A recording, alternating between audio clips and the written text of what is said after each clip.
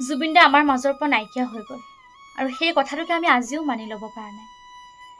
জুবিন দা নোহোৱাৰ সেই 4টা দিনত কেনেকুৱা কি ঘটনা ঘটিছিল তাক লৈ এজন নেতিজনে বহুত ধুনীয়াকৈ লিখি গৈছিল আৰু লিখনিটো মোক বহুতেই শ্বেয়াৰ কৰি আছিল যে বা তুমি এইটো পাঠ কৰিবা, তোমাৰ ভইচ দি আমি শুনিব বিচাৰিছোঁ আৰু মই তাকে পাঠ কৰিব ওলাইছোঁ। পাঠ কৰোঁতে অনেকখিনি ভুল হ'ব পাৰে, আপোনালোকে ক্ষমা কৰি দিব।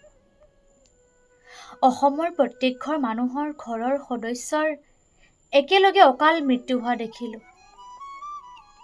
তেওঁ কৈ যোৱাৰ ধৰণেই তেওঁৰ গীত কথা সুৰেৰে প্ৰতি নগৰ, প্ৰতি চহৰ, প্ৰতি গাঁও, প্ৰতি চুবুৰী, প্ৰতিটো তিনিআলি চাৰিআলি, প্ৰতিটো অফিচ কাছাৰী, প্ৰতিখন শিক্ষানুষ্ঠানত একেজন মানুহক শ্ৰদ্ধাঞ্জলি দিয়া দেখিলোঁ। অসমখন স্তব্ধ হৈ যোৱা দেখিলোঁ। কাকো কোনেও অনুৰোধ নকৰাকৈ সকলোবোৰ ৰৈ যোৱা দেখিলোঁ। দেশ চমজি ল'বলৈ এখন ৰাজ্যৰ মূল ব্যক্তিজন লহৰি যোৱা দেখিলোঁ। এখন ৰাজ্যৰ মুখ্যমন্ত্ৰীজনে আঁঠুকাঢ়ি প্ৰণাম কৰি থকাৰ বিৰল দৃশ্য দেখিলোঁ। এখন ৰাজ্য 4টা নিশা উজাগৰি থকা দেখিলোঁ। 10 লক্ষাধিক অনুৰাগী শেষ যাত্ৰাত অংশ লোৱা দেখিলোঁ। মৃত্যুৰ পাছতো ৰেকৰ্ড গঢ়া দেখিলোঁ। শেষ যাত্ৰাত অংশ লোৱা অনুৰাগীৰ সংখ্যা হিচাপত এছিয়াৰ বৃহত্তম ভিৰ দেখিলোঁ। পৃথিৱীৰ ইতিহাসত সংগীত শিল্পীৰ হিচাপত দ্বিতীয় বৃহত্তম ভিৰ দেখিলোঁ। The humming king of the world নামেৰে গুগলে স্বীকৃতি দিয়া দেখিলোঁ। মৃতকৰ প্ৰতি জীৱ জন্তুৰ ভালপোৱা দেখিলোঁ।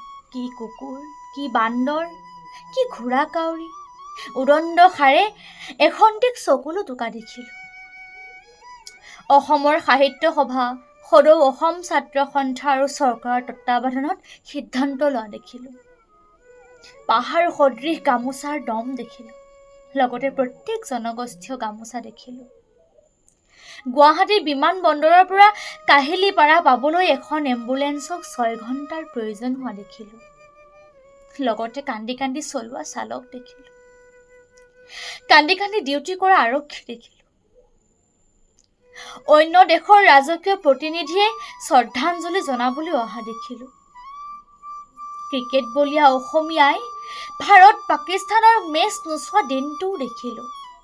অহৰহ 4 দিন সামাজিক মাধ্যমত 100% এজন মানুহৰে কাহিনী, কথা, গান দেখিলোঁ।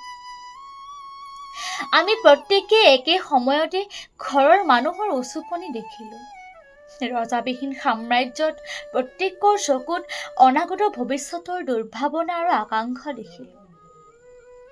একে সময়তে মঠ মন্দিৰ, সত্ৰ, নামঘৰ, মছজিদত শ্ৰদ্ধাঞ্জলি দেখিলোঁ। প্ৰতিজন শিল্পীৰ চকুত চকুলো দেখিলোঁ। কাৰোবাৰ মৃত্যুত চৰকাৰী কাৰ্যালয়, শিক্ষানুষ্ঠান বন্ধ হোৱা দেখিলোঁ। পৰীক্ষা পিছুৱাই দিয়া দেখিলোঁ। সকলো দল সংগঠন আৰু ৰাজনৈতিক দলসমূহ একগোট হোৱা দেখিলোঁ। ভৱিষ্যত প্ৰজন্মৰ বাবে হাত ভৰি চাপ সংৰক্ষণ কৰা দেখিলোঁ। অন্ত্যেষ্টিক্ৰিয়া নকৰি কাৰোবাৰ দেহটো সংৰক্ষণ কৰাৰ দাবী দেখিলোঁ। বিমান বন্দৰত দেহটো আহি পাওঁতে সকলোৱে নিজৰ কৰ্তব্য এৰি জয় ধ্বনি দি প্ৰাণপণে দৌৰা দেখিলোঁ। ট্ৰাক ৰেলী, এম্বুলেন্স ৰেলী, কি যে দেখা নাই। দ্য নিউয়ৰ্ক টাইমছত মৃত্যুৰ বাতৰি পৰিৱেশন কৰা দেখিলোঁ।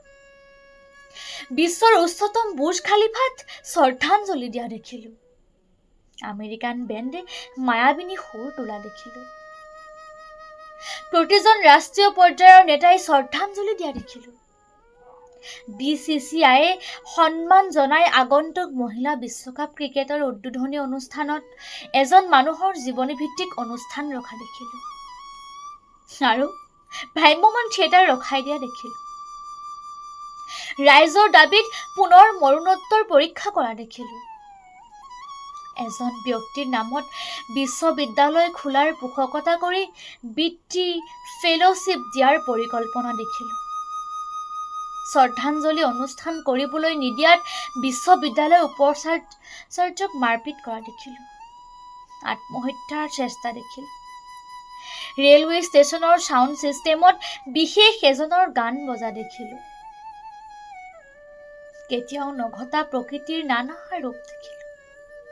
সেই বিশেষ ব্যক্তিজনৰ আকৃতিৰ একাধিক ডাৱৰৰ চপৰা দেখিলোঁ। ওলোটা ৰামধেনু দেখিলোঁ। কেতিয়াও নেদেখা অদ্ভুত আকৃতিৰ ৰঙীন মেঘ দেখিলোঁ। ক'তো বৰষুণ নিদি কেৱল সেই ব্যক্তিজনৰ কাষত বৰষুণ হোৱা দেখিলোঁ। অসম সাহিত্য সভাই ভাৰত ৰত্ন উপাধি প্ৰদানৰ বাবে দাবী জনোৱা দেখিলোঁ। ৰ'ব আৰু ঢেৰ দেখিলোঁ। ৰৈ যোৱা বহু আশা দেখিলোঁ। আটাইতকৈ দামী সংগীত শিল্পীজনৰ অনাটন দেখিলোঁ। আটাইতকৈ চেনেহৰ সম্পদটোৰ প্ৰতি মানুহৰ অযত্ন আৰু অৱহেলা দেখিলোঁ। কুস্বাৰ্থ দেখিলোঁ। ইমানখিনি দেখাৰ পাছত এতিয়া এটাই বাকী আছেগে, যাৰ বাবে আজি চকুত টোপনি নাই। আজি যে তেওঁৰ শেষ ৰাতি, মায়াবিনীৰ ৰাতি, যি ৰাতি অসমে কেৱল তেওঁৰেই ছবি দেখিছে। আৰু আমাৰ সন্তানে যেতিয়া সুধিব ইমান আটোমটোকাৰিকৈ ৰখা এখন কাৰ ফটো, তেতিয়াই এই বস্তু পঢ়ি শুনাম।